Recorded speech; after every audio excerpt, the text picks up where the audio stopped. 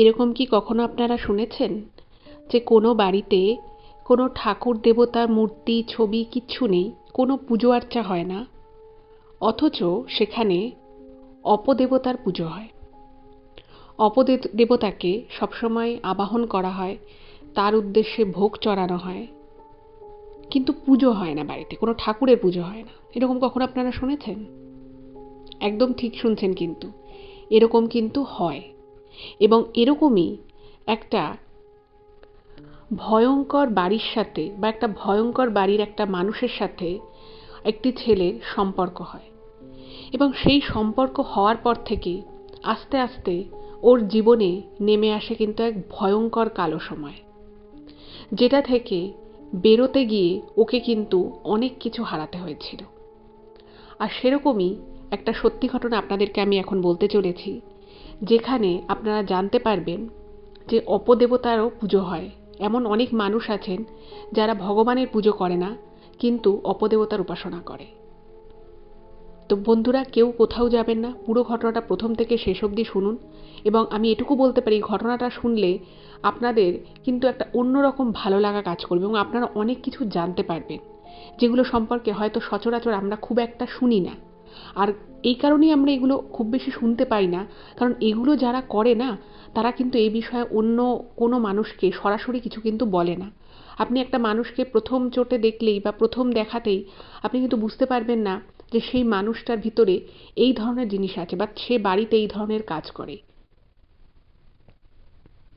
নমস্কার শ্রোতা বন্ধুরা, ভূত ভগবান চ্যানেলে আপনাদের সকলকে অনেক অনেক স্বাগত।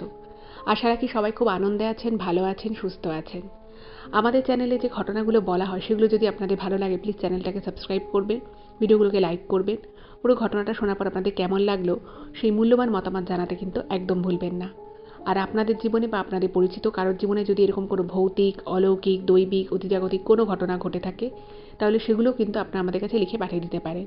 তার জন্য আপনাদেরকে আমাদের চ্যানেলের ডেসক্রিপশানে যেতে হবে, দেখবেন সেখানে আমাদের ইমেল আইডি মেনশন করা আছে। তো সেই ইমেল আইডিতে ইমেল করে আপনাদের সেই ঘটনা আমাদের কাছে কিন্তু অনায়াসেই পৌঁছে দিতে পারেন। আর যদি সম্ভব হয়, আপনারা আমাদের চ্যানেলের এই ঘটনাগুলোকে আপনাদের ফ্রেন্ড এবং ফ্যামিলির মধ্যে একটু শেয়ার করে দিন, কারণ আমরা এই চ্যানেলে আর 5টা সাধারণ মানুষের জীবনে ঘটে যাওয়া বিভিন্ন রকমের ভৌতিক, অলৌকিক, দৈবিক, অতিজাগতিক এই ঘটনাগুলোই বলে থাকি। তাই আমার মনে হয় এই ঘটনাগুলো যদি আরও 5টা সাধারণ মানুষ শুনতে পারেন, তারা সেগুলো শুনে অনেক কিছু জানতে পারবেন, বুঝতে পারবেন, শিখতে পারবেন। তার ফলে তারা অনেক বেশি সতর্ক ও সজাগ হতে পারবেন। আপনারা আপনাদের ফেসবুক, হোয়াটসঅ্যাপ যে কোনো মাধ্যমেই ঘটনা শেয়ার করতে পারেন, কোনো অসুবিধে নেই। আর এখন আপনারা অনেকেই জেনে গেছেন যে আমাদের একটা নতুন ইউটিউব চ্যানেল হয়েছে। চ্যানেলটার নাম হচ্ছে দ্য বংশপার। এই চ্যানেলে আমরা আমেরিকা যেখানে থাকি তার আশেপাশের বাড়ি, ঘর, প্রকৃতি এগুলোই দেখানো হয়। তো যদি ভালো লাগে সেই চ্যানেলটাকেও সাবস্ক্রাইব করে পাশে থাকবেন। চ্যানেলটার নাম আমি আবারও বলে দিচ্ছি, দ্য বংশপার। এবার চলুন আমি আপনাদেরকে এবার সরাসরি নিয়ে যাব আজকের ঘটনায়। প্রথমে আমি ঘটনা সম্পর্কিত কিছু কথা আপনাদেরকে বলে নিই, তাহলে আপনাদেরও ঘটনাটা বুঝতে সুবিধা হবে, আমারও বোঝাতে সুবিধা হবে। এখন আমি যে ঘটনাটা আপনাদেরকে বলতে চলেছি সেই ঘটনাটা হুগলি থেকে বাপন লিখে পাঠিয়েছে। তো বাপন ঘটনাটা পুরোটাই লিখেছে এবং এটা ওর নিজের জীবনে, ওর নিজের প্রত্যক্ষ করা একটা ঘটনা।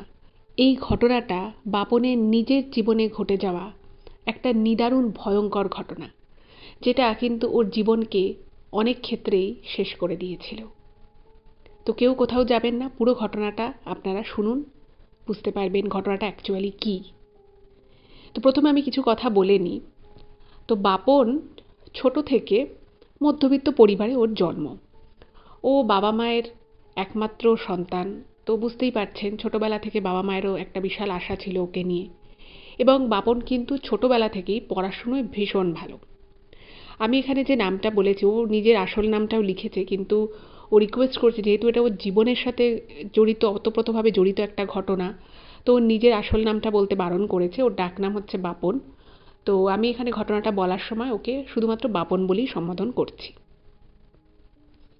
তো ঘটনাটা হচ্ছে, তো বাপন ছোটবেলা থেকে খুব ভালো পড়াশুনোয়, এবং ওর একটা খুব ছোট থেকেই যে পড়াশুনোর যে ওর ধারাটা ছিল, ও প্রচুর সময় দিত পড়াশুনোর পিছনে। তো ওর যারা টিচার ছিলেন তো তারা বলতেন ওকে যে তুই না মেডিকেল পড়বি। তোর উচিত মেডিকেল পড়া, তুই এত ভালো পড়াশুনোয়, তোর ব্রেন এত ভালো এবং তুই ঘন্টার পর ঘন্টায় যে পড়তে পারিস, এত মনোযোগ তোর পড়াশুনোয়, তো তুই যদি ডাক্তার হোস তাহলে কিন্তু তোরও ভালো হবে এবং তোর এত ধৈর্য, তুই ধৈর্য ধরে একটা ডাক্তারের মধ্যে যেমন একটা ধৈর্য পেশেন্স লেভেলটা অনেক বেশি থাকতে হয়, তো সেই গুণটা কিন্তু ওর মধ্যে ছিল। এবার ওরও কিন্তু ছোট থেকেই একটা স্বপ্ন ছিল যে ও ডাক্তার হবে। এবার পড়াশুনো করতে করতে এবার যখন ও পড়াশুনো লেভেলে ছিল ক্লাস 11 পর্যন্ত, ও কিন্তু মানে নিজেকে আর কি ফ্যামিলির মধ্যে ছাড়া আর নিজের পড়াশুনো ছাড়া এর বাইরে কিন্তু কিচ্ছু বুঝতো না, কিচ্ছু জানতোও না। ঠিক আছে, তো ও সেটা নিয়ে মানে খুব মেতে থাকতো, ফ্যামিলিতে সবাই ওকে খুব ভালোবাসতো। আর পড়াশুনো, বন্ধু বান্ধবও সেরকম যে খুব বিশাল ছিল তা নয়, 4-5টা এরকম নর্মাল বন্ধু ছিল এরকম। এবারে হঠাৎ করে যখন ও ক্লাস 11-এ পড়ে, তো তখন ও মোটামুটি মানে মেডিকেলে বসবে, মেডিকেলের এন্ট্রান্সে বসবে, এরকম সমস্ত চিন্তাভাবনা ওর মধ্যে রয়েছে।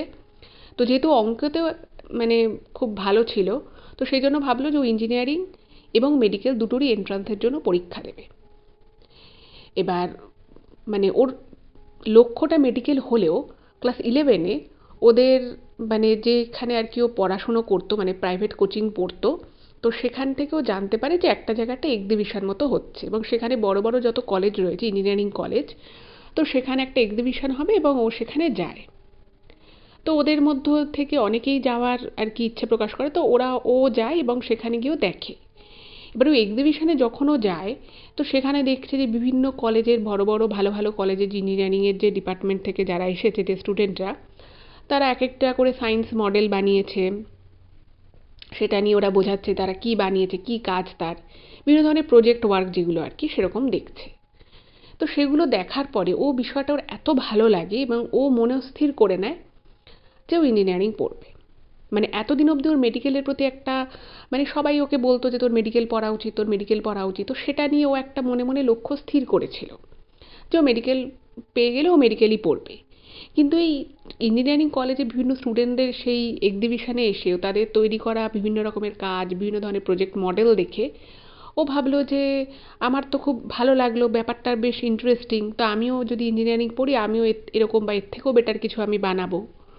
তো যা হয় আর কি একটা স্টুডেন্টের মনে প্রথম তখন তার মনে অনেক চোখে অনেক স্বপ্ন, অনেক অ্যাসপিরেশন থাকে, তো সেটা দেখেও খুব এনকারেজ হয় এবং ও বাড়িতে এসে জানায় যে ও ইঞ্জিনিয়ারিং পড়তে চায়। তোর বাবা মায়ের একমাত্র ছেলে, তো বাবা মাও কখনো কোনো কিছু নিয়ে ওকে জোর করেনি, তো তারা বললেন যে ঠিক আছে, তোমার যেটা ভালো লাগে তুমি সেটা নিয়েই পড়তে পারো, তুমি দুটোরই এন্ট্রান্স দাও, যেটা তোমার ভালো লাগে তুমি সেদিকে যাবে। যথারীতি ও এন্ট্রান্স দেয় এবং এন্ট্রান্স দেওয়ার পরে ওর মেডিকেলে যা র্যাঙ্ক আসে তার থেকে অনেক বেটার কিন্তু ওর ইঞ্জিনিয়ারিংয়ের র্যাঙ্ক হয় এবং সেই সময়ের একটা ভালো গভর্নমেন্ট কলেজে ও বিটেকে ভর্তি হয়ে যায়। এবার ওর তো পড়াশুনো খুব ভালো চলছে, খুব মানে নিজের পছন্দের স্ট্রিমেও ইঞ্জিনিয়ারিং পড়া শুরু করে, আমি সেসবের আর ডিটেলস বলছি না। তো সেখান থেকেই ওর কিন্তু বেশ একটা অন্য রকমের জীবন শুরু হলো এবং ও মনে মনে অনেক দূর চিন্তা করে নিয়েছিল যে আমি ইঞ্জিনিয়ারিং পড়বো, তারপর আমি আরও হায়ার স্টাডিজ করতে বাইরে যাব, বিদেশে যাব, সব কিছু মোটামুটি ঠিকঠাক করে নেয়। এবং ও ওই কলেজে গিয়েও সেখানে এত বড় বড় টপার ছেলেপিলেরা ছিল, সেখানের মধ্যে থেকেও কিন্তু ও সবসময় ফার্স্ট থেকে থার্ডের মধ্যে থাকতো, ওর রেজাল্ট এতটাই ভালো হতো বাপনের। তো এইরকমভাবেই একদিন একটা বন্ধুদের একটা পার্টি হয়, একটা জন্মদিনের পার্টি হয়।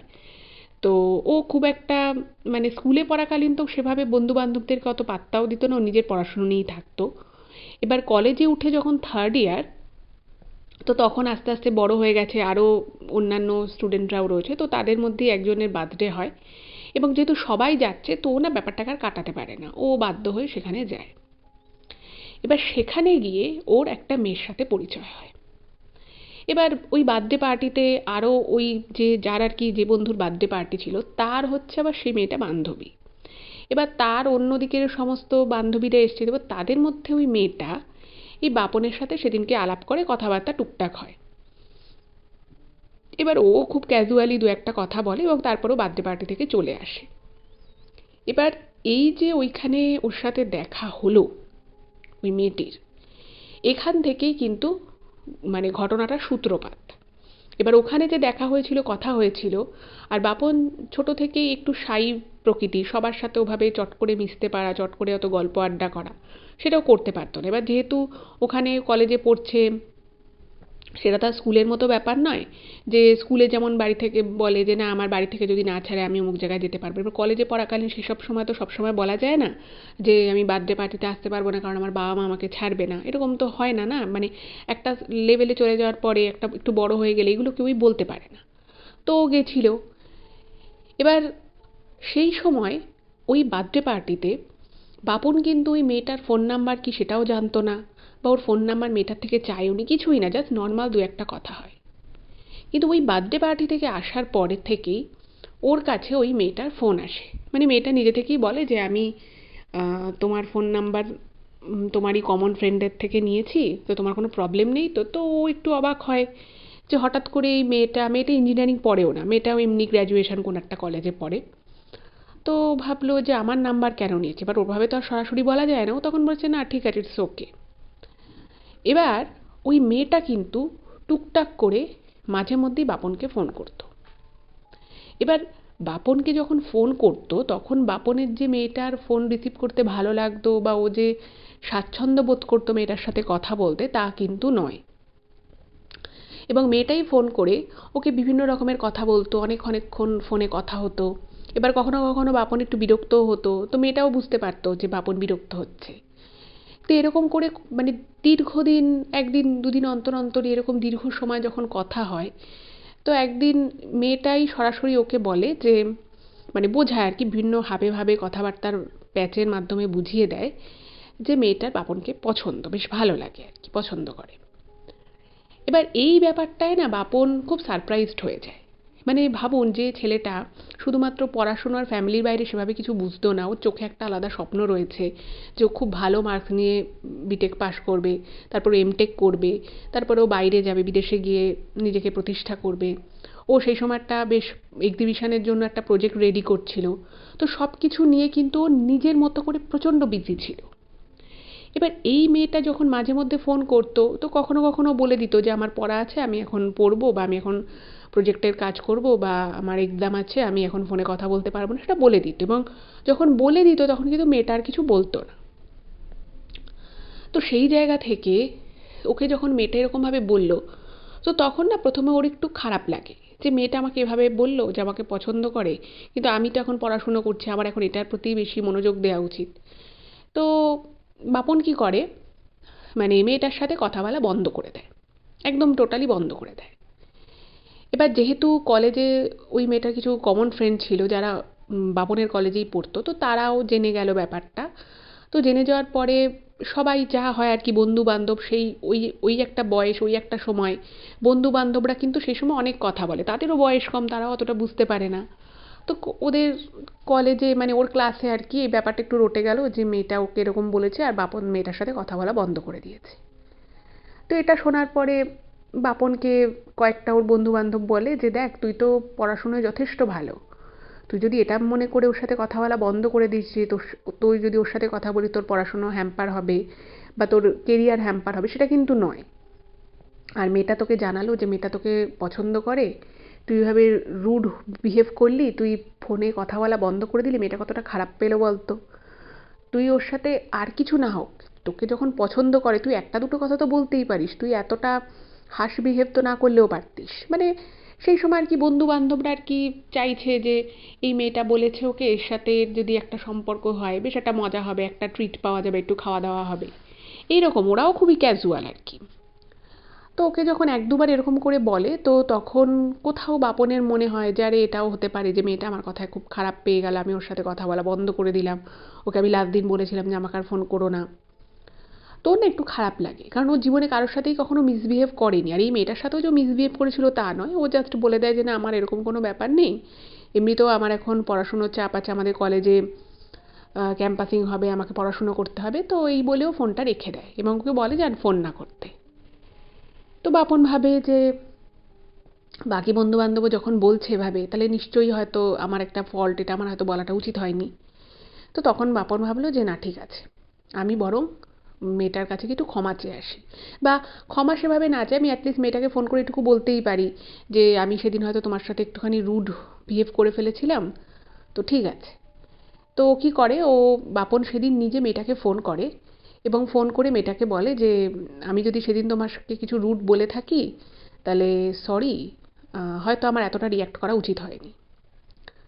এই যে বাপন ফোনটা করলো, মানে এই অবধি যা ছিল তার আগে পর্যন্ত আর কি, যে যে ঘটনাগুলো ঘটেছিল সেগুলো হয়তো কোনোভাবে কোনো না কোনোভাবে মানে ঠিক আছে সামাল দেয়া যেত, কিন্তু এই যে বাপন মানে ফোন করলো, ফোন করে কথা বলল, এইখানে কিন্তু ও যে একটা মস্ত বড় ভুল করে রাখলো সেটা কিন্তু নিজেই বুঝতে পারল না। মানে ওর অজান্তেই ও সেদিনই একটা বিষয়ের মধ্যে ও কিন্তু ফেঁসে গেল। এবার তারপরে তো মেয়েটা কিছু কান্নাকাটি করে, মেয়েটা ওকে আবার জানায় যে মেয়েটার ওকে ভালো লাগে। তো এই বিষয়টার মধ্যে প্রথম প্রথম সম্পূর্ণ অনিচ্ছা সত্ত্বেও, যেহেতু মেয়েটা নিজে গায়ে পড়ে যেচে পড়ে ওকে ফোন করতো, ওর খোঁজখবর করতো, ও ফোনে কথা বলতে বাধ্য হতো। এবার একটা জিনিস যদি দীর্ঘদিন ধরে হতে থাকে সেটা একটা মানুষের আস্তে আস্তে না অভ্যেসের মতো হয়ে যায়। এবার যখন আলটিমেটলি মানে 1-1.5 বছর হয়ে গেল যে এভাবেই চলছে, ও পাস আউট হয়ে গেল, পাস আউট হয়ে গিয়ে ও একটা আইআইটিতে এমটেক করার সুযোগ পেল, সেখানেও এমটেকে ভর্তি হয়ে গেল, তখনও কিন্তু এই মেয়েটার সাথে ওর কথোপকথন চলছে। এবার ও আস্তে আস্তে ভাবলো যে মেয়েটা আমাকে কবে থেকে বলে যে ওর আমাকে ভালো লাগে, প্রত্যেকটা কথায় ওকে বোঝায়, ওর বার্থডে থাকলে মেয়েটা ওকে গিফট করে, ওকে অনেকবার করে বলে যে ঠিক আছে তুমি অন্তত কখনো কখনো একবার যদি কোনো এদিকে ওদিক বেরো একটুখানি আমাকে বলো, আমি তোমার সাথে একটু দেখা করব। এই রকম করে আস্তে আস্তে কিন্তু ওদের মধ্যে প্রথমে একটা বন্ধুত্বপূর্ণ সম্পর্ক কিন্তু তৈরি হয়। এবং আস্তে আস্তে বাপন যে ছেলেটা এত চুপচাপ থাকতো, একটু ইন্ট্রোভার্ট টাইপের ছিল, সেই ছেলেটা কিন্তু আস্তে আস্তে এই যে ওই যে মেয়েটি, সেই মেয়েটির মানে কথাবার্তায় কনভিন্স হয়ে যায় এবং আস্তে আস্তে ওরও কিন্তু বাপনেরও কিন্তু মেয়েটাকে ভালো লাগতে শুরু করে। এবার এইভাবে ওদের মোটামুটি আরও 2 বছর মানে টোটাল 3-3.5 বছর ওদের মধ্যে একটা বেশ ভালো সম্পর্ক তৈরি হয়। এবং তখন বাপন ওর সাথে কথা বলতে খুব স্বাচ্ছন্দ্য বোধ করতো। বাপন নিজে যা যা আর কি ওর যা যা স্বপ্ন ছিল, যা যা ওর জীবনে ভবিষ্যতের জন্য স্বপ্ন দেখে, সেই সমস্ত কিছু ওর সাথে শেয়ার করা শুরু করে। আর এদিকে মেয়েটা গ্র্যাজুয়েশন পাশ করার পরে একটা কোম্পানিতে, প্রাইভেট একটা কোম্পানিতে জব করতো। এবার ওর এমটেক করার পরে একটা খুব ভালো কোম্পানিতে, মুম্বাইয়ের একটা কোম্পানিতে ওর কিন্তু জব হয়ে যায় এবং সেটা কিন্তু ওর ড্রিম জবের মতো ছিল। এবার মুম্বাইতে গিয়ে জবটা করতে হবে, তো সেইখানে প্রথম একটা বাধা এলো, সেটা হচ্ছে যে ওই মেয়েটি ওকে বলে যে দেখো তুমি যদি মুম্বাই চলে যাও তাহলে আমাদের ডিস্টেন্স বেড়ে যাবে। মানে তখন ওরা সপ্তাহে একদিন করে মিট করতো, কোনো না কোনো রেস্তোরাঁয় বা কোনো শপিং মলে ওরা মিট করতো। তো মেয়েটা ওকে খুব ডিসকারেজ করে যে দেখো তোমার কাছে চাকরি বাকরির স্বপ্নটা যেমন তোমার কাছে ইম্পর্টেন্ট, সেটা যেমন তোমার কাছে একটা ভ্যালু আছে, তেমনি তুমি যদি এখন ওয়েস্ট বেঙ্গল ছেড়ে মুম্বাই চলে যাও তাহলে তোমার সাথে আমার দেখা সাক্ষাৎ অনেকটাই কমে যাবে। তো একটা জিনিস বাপন প্রথম থেকেই বুঝতে পারে যে এই মেয়েটার সব কিছু ভালো হলেও মেয়েটা বাপনকে খুব কন্ট্রোল করে। মানে ও কোথায় যাবে, কোন বন্ধুর সাথে কথা বলবে, কোন বন্ধুর সাথে ও কোথায় মানে কী কথা বলবে, কোথায় ও চাকরির জন্য অ্যাপ্লাই করবে, কোথায় ও চাকরি করবে, কোথায় ও চাকরি করবে না, এই সমস্ত কিছুতে কিন্তু মেয়েটা প্রচণ্ড রকমভাবে কিন্তু নিজের মতামত প্রকাশ করত। এবং বাপনের কিছু কিছু ক্ষেত্রে সেটা অপছন্দ হলেও তখন ওর মেয়েটার সাথে এত ভালো একটা সম্পর্ক হয়ে গেছে এবং মেয়েটা ওকে প্রতি পদে বোঝাতো যে মেয়েটা ওকে প্রচণ্ড ভালোবাসে। ফলে এখন যদি ও কলকাতা ছেড়ে বাইরে কোথাও চাকরি করতে চলে যায়, সেটা মেয়েটার কাছে খুব মানে খুব কষ্টের, খুব বিরহের, খুব দুঃখের এরকম হবে, এরকম একটা ও ভাব সবসময় ক্যারি করতো। ঠিক আছে, কিন্তু আসল ব্যাপার যেটা হচ্ছে সেটা হচ্ছে যে বাপন যে আস্তে আস্তে প্রত্যেকটা বিষয়ে ওর নিজের মতামতের থেকে ওই মেয়েটির মতামতকে যে বেশি গুরুত্ব দিয়ে ফেলছিল, সেটা কিন্তু বাপন প্রথম দিকে একেবারেই বুঝতে পারে না। আচ্ছা, এদিকে বাপনের বাবা কিন্তু সেন্ট্রাল গভর্নমেন্টে একটা খুব ভালো পদে চাকরি করতেন এবং ওনার মা কিন্তু আগে একটা প্রাইভেট স্কুলে পড়াতেন, তারপরে প্রচুর স্টুডেন্ট পড়াতেন, মানে ওনাদের বাড়িটা কিন্তু খুব স্ট্যান্ডার্ড, বাপনদের বাড়ি। এবার তারা যখন শুনলো যে তাদের ছেলে এমটেক পাশ করেছে, এত ভালো রেজাল্ট তার, সে একটা ড্রিম জব পেয়েছে মুম্বাইতে, বাট মানে ছেলেও প্রথম দিকে খুব ইন্টারেস্টেড ছিল, কিন্তু হঠাৎ করেই যখন বাপন বাড়িতে বলে যে না আমার ওই চাকরিটা জয়েন করার ইচ্ছে নেই, আমি কিছু কলকাতাতেই করব, তো তখন ওর বাবা মায়ের খুব খারাপ লাগে। বলছে যে তুই এত ভালো একটা পড়াশুনো করেছিস, এত ভালো একটা তুই কাজের সুযোগ পাচ্ছিস, মানে স্যালারি অনেক বেশি সেটা তো আছেই, কিন্তু তার সাথে সাথে মানে কাজেরও যে একটা অপরচুনিটি, একটা ভালো কাজ করাটাও কিন্তু একটা খুব ভালো ব্যাপার, খুব ভাগ্যের ব্যাপার একটা পছন্দের ভালো কাজ করা। তোকে বললো যে তুই এতদিন তো ইন্টারেস্টেড ছিলি, হঠাৎ করে তুই কেন বলছিস যে আমি কাজটা করবো না বা আমি ওখানে যাব না। তো বাপন তখনও কিন্তু বাড়িতে মেয়েটার বিষয়ে জানায়নি। তো বাপন বলে যে না আমি এমনি চাইছি না, আমি কলকাতাতেও এখন অনেক ভালো কাজ হয়, তো আমি কলকাতাতেই কিছু একটা করব। যাই হোক, তো রেজাল্ট খুব ভালো ছিল, স্কলার ছিল, তো অবভিয়াসলি ও একটা চাকরি পেয়েও গেল। মানে সেটার মানে পুরো মেন বিষয়টা দিল্লি থেকে অপারেট হতো, বাট ও কলকাতাতে কাজ করতো। এবারে যখন ও চাকরি পেল, কাজকর্ম শুরু করলো, মানে তখন থেকেই যেটা বাপন লিখেছে যে মেয়েটার ফ্যামিলিতে কিছু একটা প্রবলেম হয়, এবং প্রবলেম হওয়ার পরে মেয়েটা কিন্তু একটা আর্থিক টানাপোড়েনের মেয়েটার মধ্য দিয়ে চলে যায়, এবং সেই আর্থিক টানাপোড়েনটা এতটাই বেশি আর্থিক কষ্ট মেয়েটার শুরু হয় যে বাপনকে কিন্তু রীতিমতো প্রত্যেক মাসে কিছু কিছু করে টাকা মেয়েটাকে দিতে হতো। কারণ মেয়েটা বলতো যে আমার বাবা আমাদেরকে ছেড়ে চলে গেছে, আমার আর মায়ের খরচাপাতি কিছুই দেয় না। তো মেয়েটা বলে যে আমাদের ওরা যে আর কি ফ্ল্যাটে থাকে, সেই ফ্ল্যাটের একটা ইএমআই আছে, সেই ইএমআইটা ওকে দিতে হয়। এবার ওর এতটাও মাইনে পায় না যে ইএমআই দেওয়ার পরে ওর কাছে আরও টাকা পয়সা থাকবে সংসার চালানোর জন্য। তো মেয়েটার ফ্যামিলি ব্যাকআপ হিসেবে কিন্তু বাপনকেই টাকাটা দিতে হতো।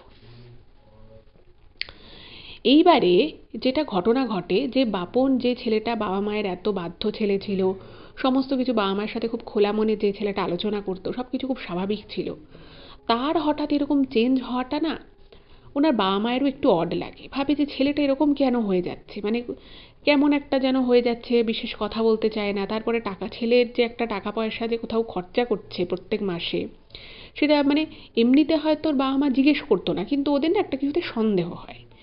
তো সন্দেহটা যখন হয়, তো একদিন বাপনের মা কি করে, ওকে চেপে ধরে যে কী ব্যাপার, তুই একটা ফোন এলে কখনো ছাদে চলে যাচ্ছিস, কখনো বাইরে বেরিয়ে যাচ্ছিস, তুই মানে টাকা পয়সা তুই বলছিস যে তোকে একটা জায়গায় টাকা দিতে হয়, তুই কোথায় টাকা দিস, তুই বাবা মাকে বল, আমরা কি তোকে বারণ করবো? তোর যা ইচ্ছে তুই তোর টাকায় কেন, যেভাবে খুশি খরচা কর, আমাদের কোনো প্রয়োজন নেই তোর টাকার, কিন্তু তুই কষ্ট করে রোজগার করছিস, সেটা ঠিকমতো খরচা করছিস না, সেটুকু তো আমরা জানতেই পারি।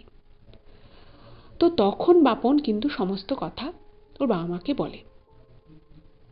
তো ওর বাবা মাকে যখন কথাগুলো বলে, তো তখন ওর বাবা মায়ের একটু অবাক লাগে যে যে ছেলে কারোর সাথে সেভাবে কথা বলতে পারতো না, মানে সবসময় একটা শাই ব্যাপার ছিল, লজ্জা পেত, সেই ছেলে বলছে যে তার জীবনে একটি মেয়ে আছে, ও তাকে ভালোবাসে, মেয়েটি নাকি তাকে খুব ভালোবাসে।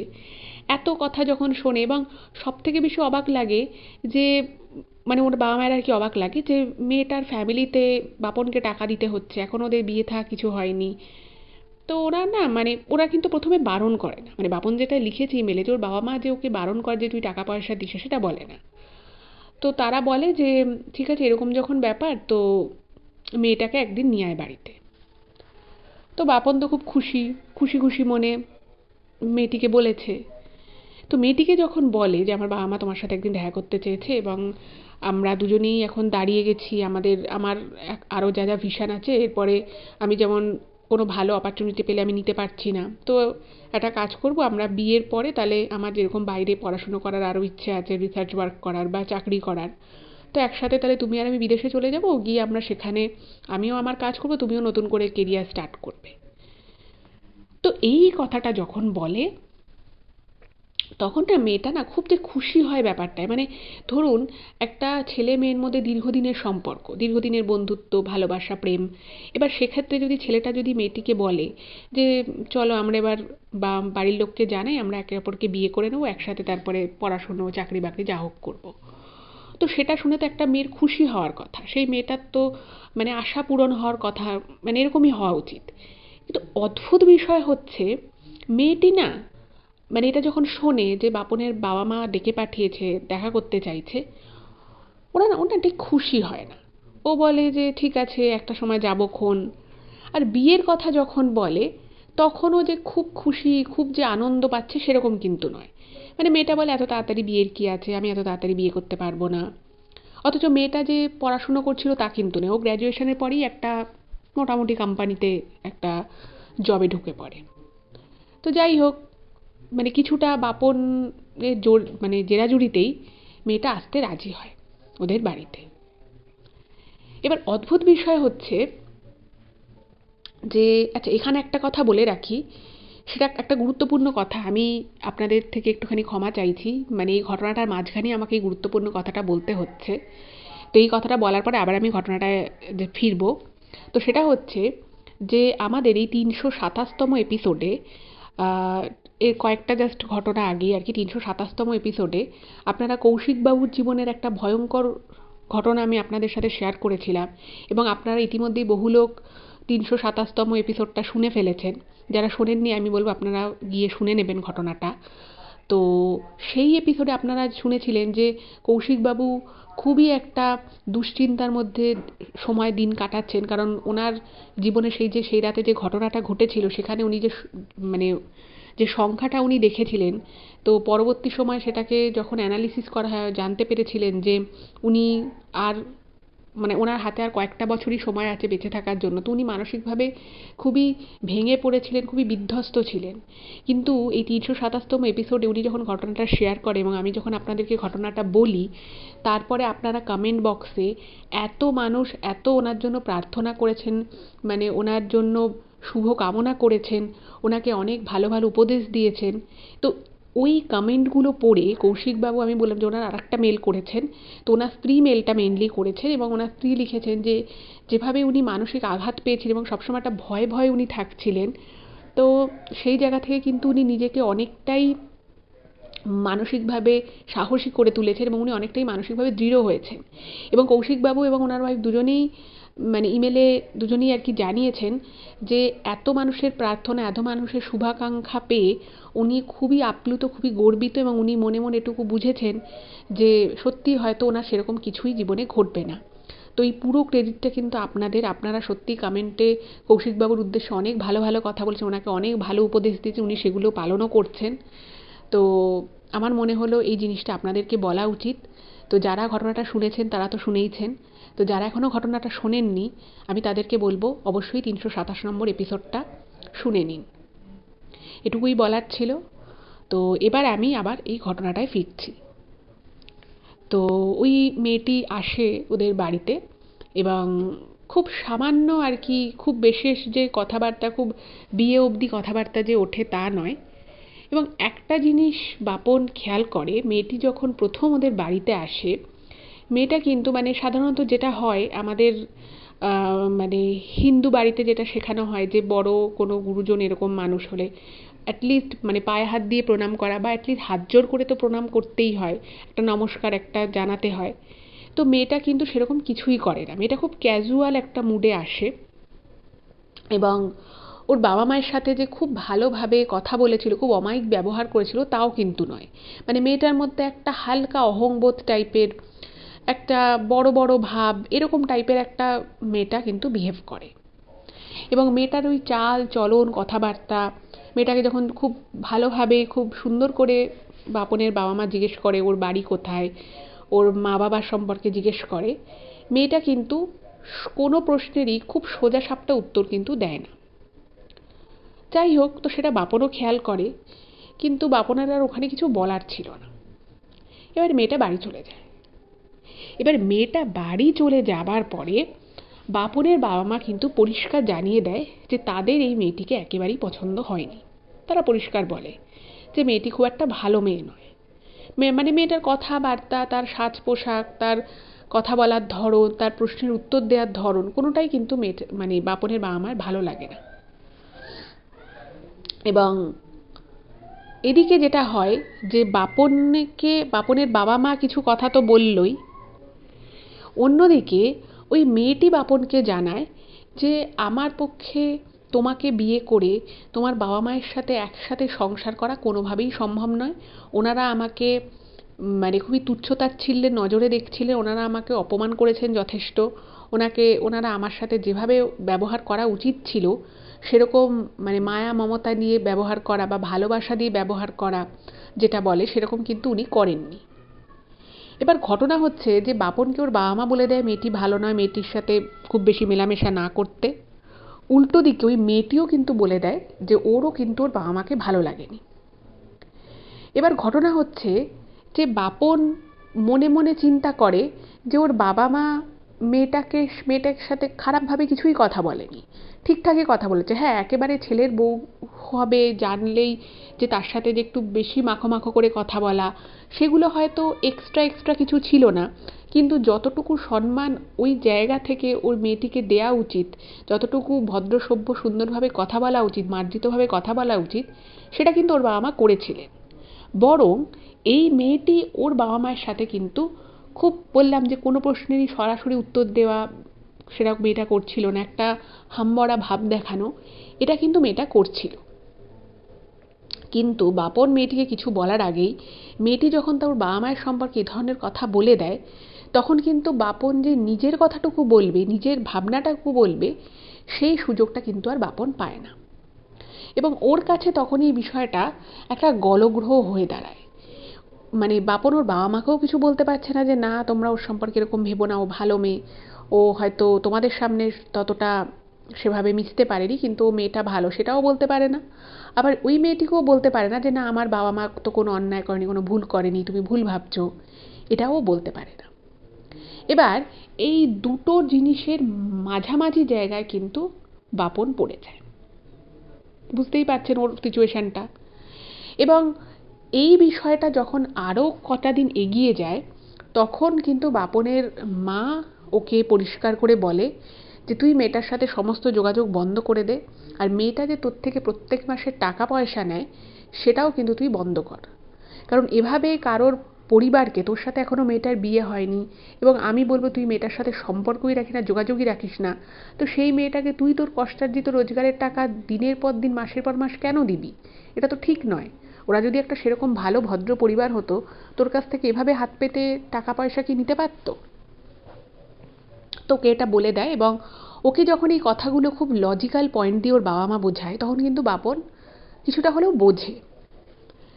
তো তখন ও মেয়েটিকে বলে যে দেখো আমার মানে ওইভাবে তার সরাসরিও বলতে পারে না, তো বলে যে দেখো আমার কিছু খরচাপাতি রয়েছে, তো আমি না তোমাকে এখন থেকে মাসে মাসে যে আমি টাকাটা দিতাম আমি কিন্তু সেই টাকাটা তোমায় দিতে পারবো না।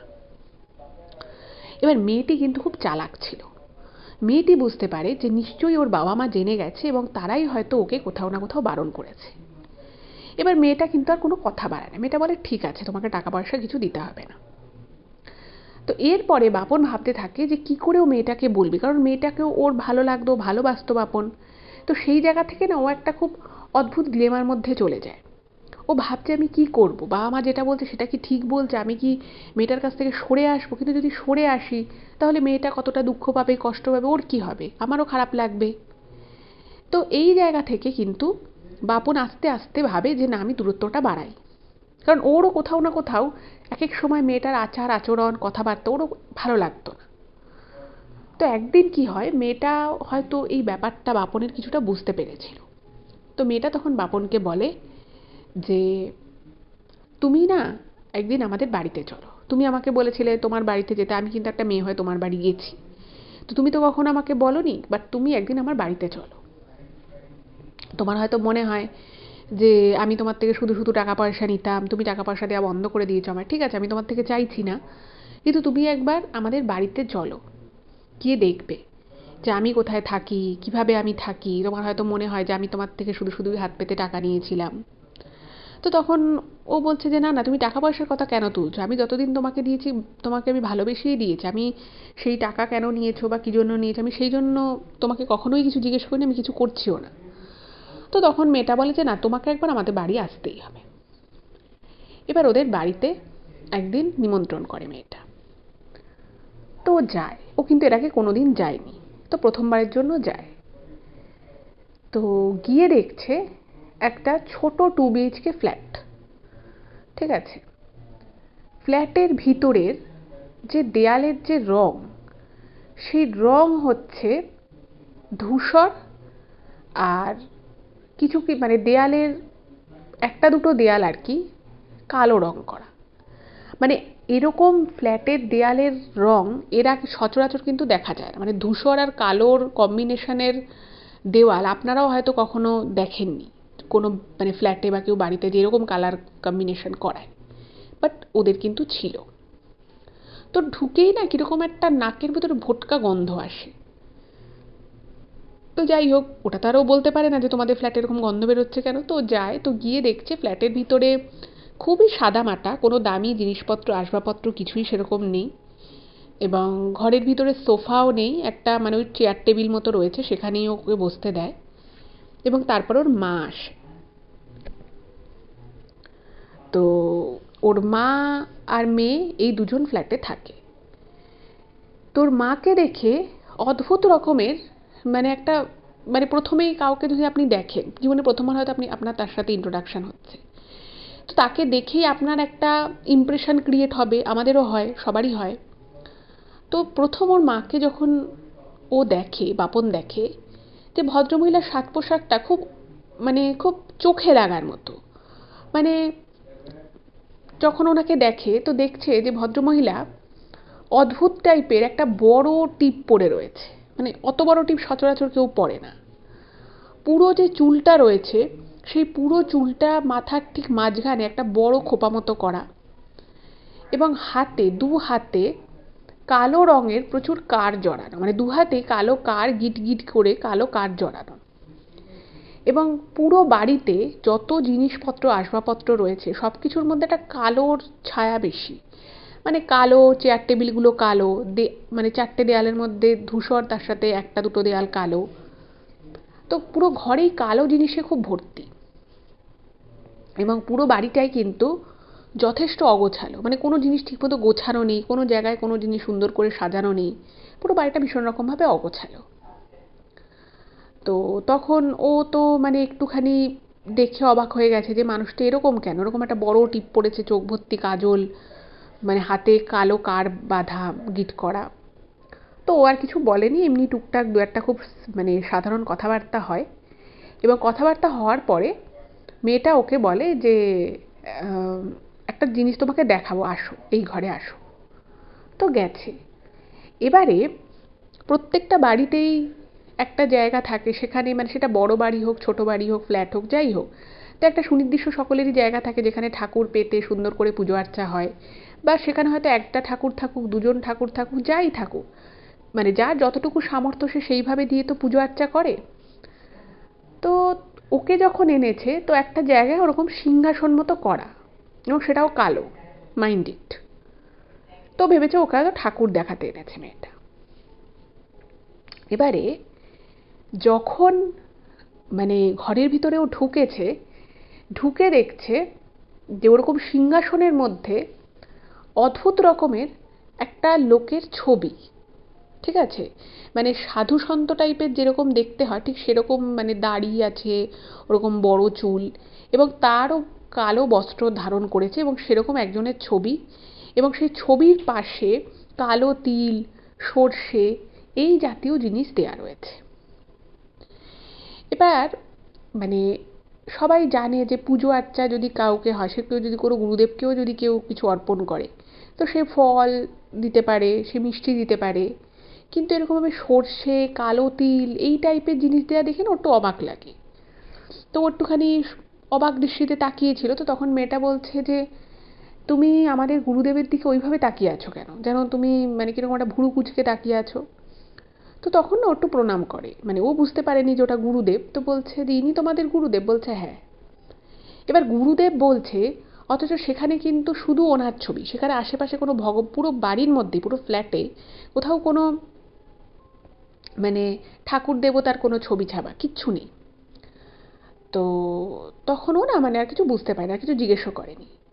এবং ওই ফ্ল্যাটটা থেকে যখন ও আলটিমেটলি চলে আসে, মানে ও একটু ঘুরে ঠুরে দেখালো পুরো বাড়িটা, মানে খুবই ছোট ফ্ল্যাটটা ছিল, বাট ওইটুকুই আর কি। ও যখন দেখলো তো দেখছে যে ওদের আর কি পুরো বাড়ির মধ্যে, যেটা মেয়েটা বলেছিল যে ওরা খুবই গরিব, ওদের খুব মানে কোনো রকমে টেনে টুনে সংসার চলে, অথচ ওদের ঘরে মানে একটা টেবিলে সাইড করে মানে ঢাকা ছিল, বাট ও একটু ফাঁক দিয়ে দেখে নেয় যে প্রচুর পরিমাণে একটা জায়গায় মানে কি বলবো সুরার বোতল রাখা রয়েছে। ঠিক আছে, এবার ওর না একটু দেখে সন্দেহ হয় মনে, যে ফ্ল্যাটে শুধুমাত্র মা মেয়ে থাকে আর এতগুলো সুরার বোতল রাখা রয়েছে, এটা কেন? মানে তখন ভাবছে যে না, তাহলে কি ও এই ধরনের কিছু ড্রিঙ্ক ট্রিঙ্ক করে নাকি? তো তখন ও না মানে কিছু বুঝতে পারেনি। এবার ও ভাবছে যে আমি কি জিজ্ঞেস করবো তাহলে, যে এটা আমি দেখে ফেলেছি, ওটা ঢাকা ছিল, একটা টাওয়েল দিয়ে ঢাকা ছিল। তো ভাবলো না থাক, এভাবে জিজ্ঞেস করাটা হয়তো ভালো দেখাবে না, ওকে আমি পরে না হয় কখনো জিজ্ঞেস করবো। এবার ওদের বাড়ি থেকে যখন চলে আসে বাপন, ওর না মনের ভিতরটা খুব খচখচ করতে থাকে, এবং ও একেবারেই ওদের বাড়ি গিয়ে ওর খুবই আর কি বাজে একটা এক্সপিরিয়েন্স হয়। মানে বাজে এক্সপিরিয়েন্স বলতে ওর সাথে খুব খারাপ ব্যবহার করেছিল সেটা নয়, কিন্তু ওদের বাড়িতে গিয়ে পুরো বাড়ির অরাটাই ওর খুব নেগেটিভ একটা ফিল দেয় ওকে। যাই হোক, ও অতটা বুঝতে পারে না। এর 2-3 দিন পর থেকে যে ঘটনাটা ঘটলো সেটা হচ্ছে যে ওকে না মানে প্রচণ্ড রকমভাবে মানে বিয়ের জন্য চাপ দিতে লাগলো, এবং ওকে পরিষ্কার বলে যে তুমি যদি আমাকে বিয়ে করো তাহলে তোমাকে এই মাসের মধ্যেই আমাকে বিয়ে করতে হবে, এবং যদি তুমি সেটা না করো তাহলে কিন্তু আমি নিজেকে শেষ করে দেব, এবং তার জন্য কিন্তু তুমি দায়ী থাকবে। তো বাপন তো খুব মানে ফাপড়ে পড়েছে যে এটা আবার কীরকম কথা। বাড়িতে আমি কথা বলেছি, এবার আমার বাবা মায়ের ওকে অতটা ভালো লাগেনি, এবার আমার তো একটু সময় লাগবে তাদেরকে একটু ব্যাপারটা বোঝাতে, তাদেরকে একটু কনভিন্স করাতে হবে, ওকে হয়তো আরেকবার ওদের বাড়িতে নিয়ে আসবে, সেই সময় বাবা মায়ের মনে যে ভুল, যদি কোনো ভুল ধারণা থেকে থাকে সেই ধারণাটা ভাঙবে। তো এই পুরো বিষয়টা করতে কিছুটা সময় লাগবে, আর ও তখন সবে সবে চাকরিতে জয়েন করেছে। তো বাপন বলে যে দেখো, আমি এত তাড়াতাড়ি তোমাকে কি করে বিয়ে করবো, আর এখন আমার বাবা মা মানে তোমার সাথে সম্পর্ক রাখতে দিতেই রাজি নয়, তো সেখানে আমি তারা বলবো তারা আমার বিয়ে দেবে, এটা তুমি কি করে ভাবছো? তো তখন মেয়েটা পরিষ্কার জানিয়ে দেয় যে আমি তোমাকে এটা কখনোই বলছি না যে তুমি তোমার মানে বাড়ির লোককে কনভিন্স করে বিয়েটা করো, আর আমার পক্ষে তোমার বাবা মায়ের সাথে থাকাও সম্ভব নয়। তো তোমাকে যদি আমাকে বিয়ে করতে হয় এই মাসেই করতে হবে, এবং তোমাকে তোমার বাড়িঘর ছেড়ে এসে আমাকে বিয়ে করতে হবে, এটা মেয়েটা পরিষ্কারভাবে বলে দেয়। এবার বাপনের তখন মানে একটা বিশাল, ওর কাছে একবারে আকাশ ভেঙে পড়ার মতো কন্ডিশন হয়। ও না পারছে এখান থেকে বেরিয়ে আসতে, না পারছে থাকতে। যাই হোক, তো যেই ছেলেটা ছোটবেলা থেকে তার বাবা মায়ের এত বাধ্য একটা ছেলে, যে নিজের জীবনে পড়াশোনার অন্য কোনো কিছু নিয়ে কখনো চিন্তা করেনি, সেই ছেলেটাকে কিন্তু পুরো মেয়েটা এমন একটা পরিস্থিতি ওখানে সৃষ্টি করে যে সত্যি সত্যি ওর বাবা মাকে না জানিয়ে ও কিন্তু মেয়েটাকে বিয়ে করে, এবং শুধু বিয়ে করে মানে মন্দিরে গিয়ে শুধু ওদের বিয়ে হয় তা নয়, ও কিন্তু মেয়েটা কিন্তু রেজিস্ট্রিও করিয়ে নেয় ওকে দিয়ে। ওর কিছু বন্ধু বান্ধব ছিল, তো তাদের সামনে ওদের কিন্তু রেজিস্ট্রি ম্যারেজটাও হয়ে যায়। এবার বাপন তো মানে পুরো সময়টা ওর মানসিক দিক থেকেও প্রচণ্ড রকমভাবে ভেঙে পড়ে, এবং অদ্ভুত বিষয় হচ্ছে যে যেদিন ওর বিয়ে হয় সেদিন থেকে ও মানে ওর বাড়িতে এসে ওঠে, এবং ওর এতটাই খারাপ লাগে যে ও একটা বন্ধু মারফত ওদের বাড়ির সামনে একটা চিঠি রেখে দিয়ে আসে, যাতে ওর ঘরের কাছে একটা চিঠি ফেলে দিয়ে আসে, এবং ওই চিঠিতে কিন্তু বাপন পরিষ্কারভাবে ওর বাবা মায়ের উদ্দেশ্যে লেখে যে আমি ওই মেয়েটিকে বিয়ে করলাম, আমি জানি তোমাদের হয়তো ভালো লাগলো না, তো সেই জন্য আমি আর মানে এখন বাড়িতে ফিরছি রে, কিন্তু আমার সাথে তোমাদের সম্পর্ক সবসময় ছিল, আছে এবং ভবিষ্যতেও থাকবে, আমি তোমাদের সাথে ঠিক যোগাযোগ করে নেব। এই বলে একটা ছোট চিঠিও একজনের মারফত বাড়িতে পাঠিয়ে দেয়। তো বাড়ি থেকে তো সেসব চিঠি পেয়ে ওকে সঙ্গে সঙ্গে ফোন করেছে ওর বাবা মা, কিন্তু তখন বাপনের এমনই অবস্থা যে ও যদি মেয়েটার সামনে ওর বাবা মায়ের ফোন ধরে তাহলেও মেয়েটা প্রচণ্ড রেগে যাচ্ছে। এবং শুধু তাই নয়, বিয়ের আগে মানে বিয়েটা যেদিন করতে আসে বাপন, তার আগে বাপনকে মেয়েটা বাধ্য করে যে তোমার নামে যার ব্যাংকে টাকা পয়সা আছে, তোমার বাবা মা যে টাকা পয়সা তোমার জন্য রেখেছে, সেই সমস্ত টাকা পয়সা কিন্তু তুমি নিয়ে আসো। ইভেন বাপনের মানে যে পৈতে হয়েছিল সেই সময় ওর আত্মীয় স্বজনরা, ওর বাবা মা ওর জন্য যে চেন আংটি যা যা ছিল সেগুলো পর্যন্ত মেয়েটা বলে যে তুমি সব নিয়ে চলে আসো। ফলে মানে টাকা পয়সা যা যেটুকু যা ওর চেন আংটি ছিল, গয়না আর কি, সেই সমস্ত কিছু এনে কিন্তু বাপন মেয়েটার হাতে তুলে দেয়। কিন্তু অদ্ভুত বিষয় হচ্ছে এত কিছু পেয়েও কিন্তু মেয়েটা সে অর্থে খুশি হয় না, এবং শুধু খুশি হয় না তা নয়, বাপন যেটা লিখেছে যে বাপন কোনোদিনও মানে এই ধরনের সুরাপান করা বা কোনো ধরনের নেশা জাতীয় কোনো দ্রব্য ও কখনোই নিত না, সেই ছেলে কিন্তু ওর বিয়ের পর মানে যেদিন বিয়ে হলো সেদিন থেকে কিন্তু একটা মানে দৈনিক নেশা না করলে কিন্তু চলতো না। এবং এরকম করে আস্তে আস্তে কিন্তু ওর বাড়ির সাথে মানে বাপনের বাড়ির সাথে কিন্তু বাপন নিজেই সম্পর্কটা অনেকটাই ছেদ করে দেয়। এবং ইচ্ছে না থাকা সত্ত্বেও খুব অনিচ্ছাকৃতভাবে হলেও বাপন কিন্তু ওর বাবা মাকে অনেক সময় অনেক ছোট বড় কথা শুনিয়ে দেয় ফোনে এবং বলে যে দেখো তোমরা আমার আর যোগাযোগ রেখো না, এরকম নানান কথাবার্তা বলতে থাকে। এবং শুধু এরকম কথাবার্তা বলে তাই নয়, বিভিন্ন ক্ষেপে কিন্তু বাপন ওর বাবা মায়ের থেকে কিন্তু টাকা নেওয়া শুরু করে। যেহেতু তাদেরও এক ছেলে, তো তারাও ভাবে যে ঠিক আছে, তারা বলে যে ঠিক আছে তুই যখন বিয়ে করেছিস চলে আয়, বাড়িতে চলে আয়, তোর এই বাড়িতে থাক, এই বাড়ি থেকে সংসার কর। কিন্তু মেয়েটা বলে যে না, তুমি টাকা নিয়ে এসো কিন্তু সংসার আমরা এই বাড়িতেই করব, আমি তোমার বাড়িতে গিয়ে সংসার করতে পারবো না। যাই হোক, তো প্রথম প্রথম ওর বাবা মা কিছু টাকা পয়সাও ওকে দেয়, সেটা ভালো মতোই প্রায় 2-3 বারে ওকে 3-4 লাখ টাকা দেয়। কিন্তু সেই টাকাও যে মানে টাকাটা যে নিত বাপন ওর বাবা মায়ের থেকে, সেই পুরো টাকাটাই এনে কিন্তু ও কী করতো, মেয়েটার হাতে দিয়ে দিত। এবার মেয়েটা সেই টাকা দিয়ে কী করতো, কখন কী করতো কিছু বুঝতে পারতো না। বাপন মানে যেটা লিখেছে যে ওই সময় ও নিজের মধ্যে থাকতো না, কোনো রকমের কাজটুকু করতো, করে এসে কিন্তু নেশা করতে বসে যেত। মানে সেই নেশা করার ওই যে ওর ইচ্ছেটা যে আমাকে নেশা করতে হবে, আমাকে এই করতে হবে ওই করতে হবে, এই ব্যাপারগুলো যে ছেলেটার মধ্যে কোনো দিন ছিল না, সে হঠাৎ করে কি করে এই জিনিসগুলোর বশবর্তী হয়ে পড়লো সেটা কিন্তু আজকের ডেটেও ওর অজানা।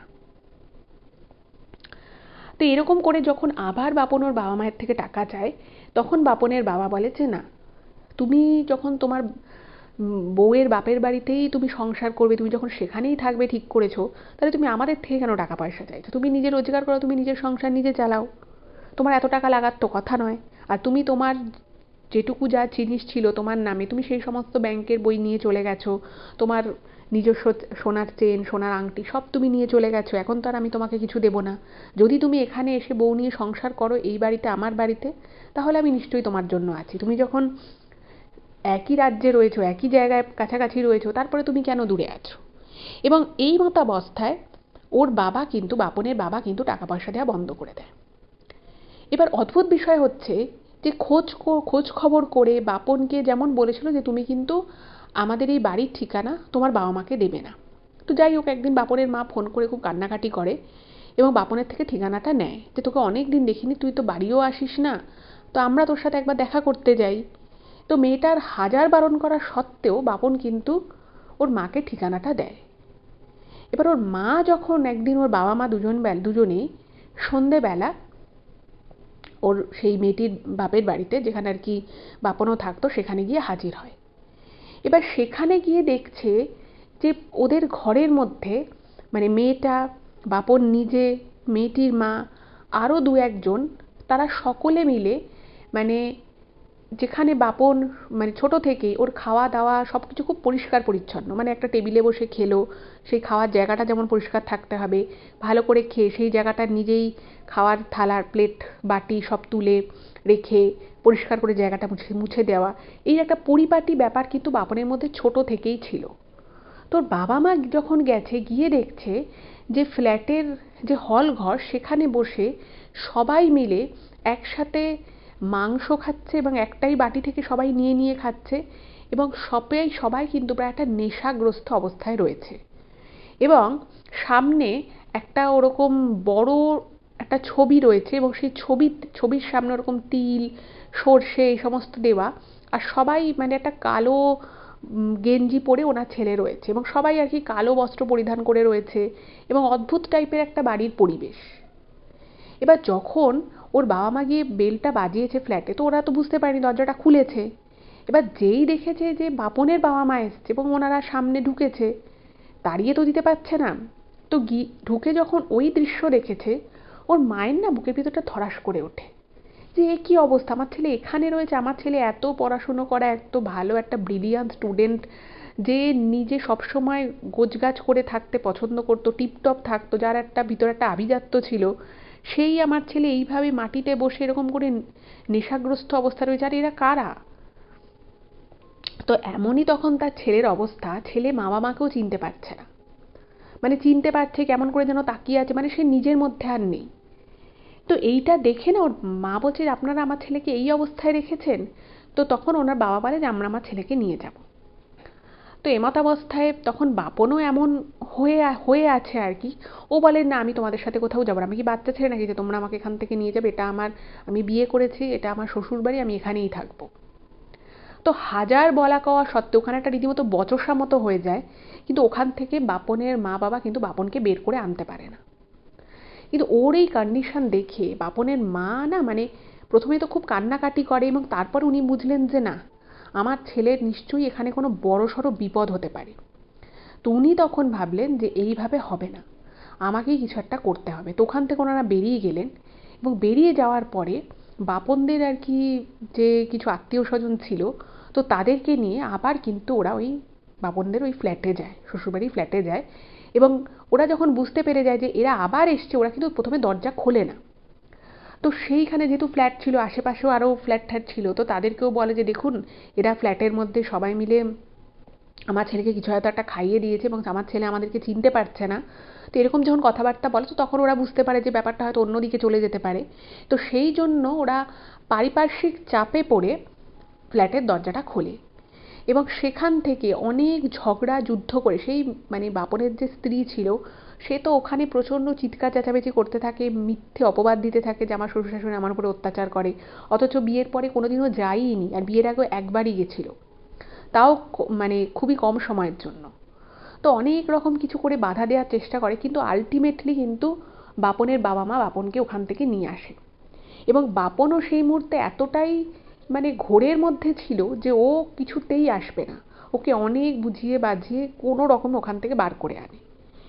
এবং যখন বাপনের মা ওকে দেখে, মানে উনি না অবাক হয়ে গেছে যে ছেলের কয়েক মাসেই স্বাস্থ্যের প্রবল অবনতি ঘটেছে, চোখের তলায় কালি পড়ে গেছে, চুল উস্কো খুস্কো, ঠিকমতো খায় না, শরীর মানে একবারে, বলছে যে এটা আমার ছেলে, মানে ভাবতেই ওনার খুব অবাক লাগছে যে এই কি অবস্থা হয়ে গেল আমার ছেলে।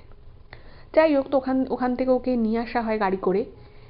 এবং ওকে যখন মানে এসে ওকে স্নান করানো হয়, ওকে যখন বলছে তুই কিছু খাবি কিনা, ও কিছু খেতে পারছে না, বারবার বমি করছে, তোর বাবা মা তখন ওকে ডাক্তারের কাছে নিয়ে যায়। তো ডাক্তার দেখে বলছে যে আপনার ছেলে কি খেয়েছে, মানে এরকম একটা ঘোরের মধ্যে আছে, ও তো নিশ্চয়ই ওর শরীরে এমন কিছু গেছে। তো বলে যে মানে এই টেস্ট করতে হবে। তো টেস্ট করা হয়, এবং টেস্ট করে কিন্তু মানে টেস্টের সব রিপোর্ট কিন্তু খুব একটা ভালো আসে না, মানে নর্মাল আসে না। তো ডাক্তারবাবু বলেন যে মানে কিছু নিশ্চয়ই মানে নেশা জাতীয় কিছু ছেলের নিশ্চয়ই আছে। তো সেটা ট্রিটমেন্ট শুরু হয়। এই রকম করে মানে ও একেবারে শয্যাশায়ী হয়ে যায়, মানে বাড়িতেই থাকে, কিন্তু 5-6 দিন ও মানে বিছানা থেকে উঠতে পারতো না, এমনই ওর শারীরিক অবনতি হয়ে গেছে। তো এবারে বুঝতেই পারছেন যে ওকে ওখান থেকে নিয়ে আসা হয়েছে, তোর পকেটে শুধু মোবাইল ফোনটা ছিল, আর কিছুই ওর সাথে নেই। ওর আই কার্ড নেই, মানে অফিসে যেখানে কাজ করতো সেখানে আই কার্ড নেই, ওর ব্যাংক ব্যালেন্স সমস্ত কিছু। তোর ও যখন একটু ভালো হয়েছে, ওর মা জিজ্ঞেস করছে যে কিরে তোর এরকম অবস্থা হলো কি করে, আর তুই যে সমস্ত কিছু নিয়ে গেছিলি সেসবই বা কোথায়। তো ওকে যখন জিজ্ঞেস করছে, ও কিছুই বলতে পারছে না, মানে ওর কিছু মনেই নেই যে ওর মানে ইভেন ওর পার্সটা, ওর মানি ব্যাগটা কোথায় সেটা পর্যন্ত মনে রাখতে পারে না, এইরকম অবস্থা হয়ে গেছে। তো যাই হোক, তো ডাক্তার তো দেখানো হলো, তারপরেও কিছুটা ধাতস্থ হলো। এবং প্রত্যেকটা সময় কিন্তু মানে ওই মেয়েটা ফোন করতো, মেয়েটার মা ফোন করতো, বলতো যে হ্যাঁ তুমি চলে আস ওখান থেকে, মানে ও তো ফোনটা নিয়ে গেছিলো, তোর ফোনে বারবার ফোন আসতো। ইভেন মানে এই বাপনকে পাঠিয়ে দেওয়ার জন্য ওর বাবা মায়ের কাছেও কিন্তু হুমকি দিয়ে ফোন করতো যে আপনারা কিন্তু আমাদের জামাইকে নিয়ে গেছেন, এভাবে কিন্তু কাউকে নিয়ে যাওয়া ঠিক না। মানে যত ওরা বলছে না ও অসুস্থ, ওর চিকিৎসার দরকার, এরা কিছুতেই মানবে না। তো এরকম যখন আর কি ব্যাপার হয়েছে, তো তখন ওর মা ভাবলো যে মানে মেডিকেল ওয়েতে তো চিকিৎসা চলছেই, কিন্তু শুধুমাত্র মেডিকেল ওয়েতেও চিকিৎসা করালে হবে না, কারণ এখানে একটা কিছু বড়সড় গন্ডগোল আছে। তো তখন মানে ওনারা অনেক খোঁজ খবর করে একজন তান্ত্রিকের সন্ধান পান। এবং যে তান্ত্রিকের সন্ধান পান সে কিন্তু এরকম তান্ত্রিক নয় যে তার কাছে গিয়ে 5,000 10,000 টাকা দিয়ে কিছু একটা করলে তিনি একটা প্রতিকার করে দেবেন, এরকম নয়। উনি কিন্তু শুধু নিজে পুজো আর্চা করে, আর এরকম কোনো কাজ উনি করেন না, বা করলেও তার বিনিময়ে উনি পয়সা নেন না। হুম। তো অনেক রিকোয়েস্ট করে ওনাকে বলা হলো, তো তিনি বললেন যে ঠিক আছে আমি একদিন আপনাদের বাড়িতে যাব আপনার ছেলেকে দেখতে। তো উনি আসেন, উনি এসে দেখেই বলছে যে আপনার ছেলেকে তো মানে প্রায় ওরা শেষ করেই দিয়েছিল। আপনার যে ছেলে যে বাড়িতে বিয়ে করেছে সেই মেয়ে অর্থাৎ আপনার যে বাড়ির বৌমা এবং তার যে মা, মানে উনি কিন্তু কিছু দেখেনি, তাকে দেখেওনি সেই ছেলের বউকে। বলছে তারা তো রীতিমতো অপদেবতার পুজো করে। যে বাড়িতে আপনার ছেলে এতদিন গিয়ে থেকেছিল সেই বাড়িতে তো অপদেবতার বাস, ওরা তো অপদেবতার পূজা করে, উপাসনা করে। আর আপনার ছেলেকে এই যে মানে বিয়ে করে যে ওখানে ওই বাড়িতে যে রেখেছিল, আপনি যে সময় মা গেছেন আপনি আপনার মাতৃত্বের টানে গেছেন, কারণ আপনি যদি ওইখানে ওই মুহূর্তে পৌঁছতে না পারতেন আপনার ছেলেকে তো মেরে দিত, আপনার ছেলেকে তো একদম শেষ করে দিত। তখন না মানে বাপনের মা না মানে খুব অবাক হয়ে গেছে যে কি হলো ব্যাপারটা, আমার মানে ছেলের সাথে এটা কি হলো। তখন বলছে হ্যাঁ আপনার ছেলেকে তো মানে অপদেবতার, ওকে দিয়েও জোর করে অপদেবতার পুজো করানো হয়েছে এবং ওর ভিতরেও কিন্তু সেই অপদেবতার বাসা বাঁধতে চেয়েছিল এবং সেই জন্যই আপনারা ওর এত চিকিৎসা করিয়েছেন ঠিকই, কিন্তু ওকে পুরোপুরি আপনারা সুস্থ করতে পারছেন না। তো তখন বললো যে ইমিডিয়েট এই জিনিস যদি কাটাতে হয় ইমিডিয়েট কিন্তু আপনাকে একটা মানে মায়ের একটা পুজো করতে হবে, মা দুর্গার আর কি, মা মানে মহাশক্তি দেবীর পুজো করতে হবে। তো তখন সেই পুজো হয়, সেখানে যজ্ঞ হয় এবং সেই যজ্ঞ যেদিন নাকি হয়েছিল মানে বাপনের একটু একটু মনে আছে, বলছে যে আমি তো, উনি যেটা লিখেছে যে ও ঠিকমতো জেগে থাকতে পারছে না, ওর এত শরীর খারাপ করছে এবং আগের দিন থেকেও শরীর খারাপ আরও বেড়ে গেছে। তো কোনো রকমে সেই যজ্ঞ শেষ হয়, সেই যজ্ঞ শেষ হতেও প্রচুর বাধা আসছিল, মানে ওকে একটা জিনিস হাতে, একটা ফুলের সাথে একটা জিনিস ধরে থাকতে দিয়েছিল মানে ঠাকুরমশাই, যে এটা কোনোভাবে যেন হাতটা নিচু হয়ে পড়ে না যায়। একটা জল দিয়েছিল, তো বলেছি জলটা যাতে পড়ে না যায়। বলছে যে আমি 5টা মিনিটও হাতে ওই ফুল আর জলটা ধরে রাখতে পারছি না, এত আমার মানে হাতটা কাঁপছে, মনে হচ্ছে না কেউ ধাক্কা মেরে আমার হাত থেকে বাটির জলটা ফেলে দিতে চাইছে, এইরকম ব্যাপার। তো অনেক কষ্ট করে মা দুর্গার আশীর্বাদে পুজোটা কমপ্লিট হয় এবং তারপরে কিন্তু মানে ওই ঠাকুরমশাই আরও কিছু কথা বলেছিলেন, তো তারপরে আগে এটা শেষ করে নিই। তো তারপরে যেটা হলো যে বাপন আস্তে আস্তে 1 মাসের মধ্যে সুস্থ হয় এবং এই 1 মাসের মধ্যে কিন্তু ওকে বারংবার নানান রকম কথা বলে ভালো মুখে ওকে শাসিয়ে রাগিয়ে কিন্তু বাপনকে আবার ফেরানোর অনেক চেষ্টা করেছিল। কিন্তু বাপন যখন সুস্থ হয় তখন ও বুঝতে পারে যে ও কোন পাকের মধ্যে এতদিন ছিল এবং কিভাবে মেয়েটা ওর সাথে দিনের পর দিন টাকা পয়সা নিয়ে ওর সাথে প্রতারণা করেছে। এবং তারপরে ও ডিভোর্স ফাইল করে এবং মেয়েটা প্রথমে যথারীতি ডিভোর্স দিতে চায় না, বিভিন্ন ধরনের মিথ্যে মামলায় ওকে ফাঁসানোর চেষ্টা করে, বাট আলটিমেটলি কোনোটাতেই সাকসেসফুল হয়নি এবং তারপরে কিন্তু ওদের ডিভোর্সটা হয়ে যায়। আচ্ছা, এবার এখানে যেটা পাপন শেয়ার করেছে সেটা কিন্তু খুব গুরুত্বপূর্ণ কিছু কথা।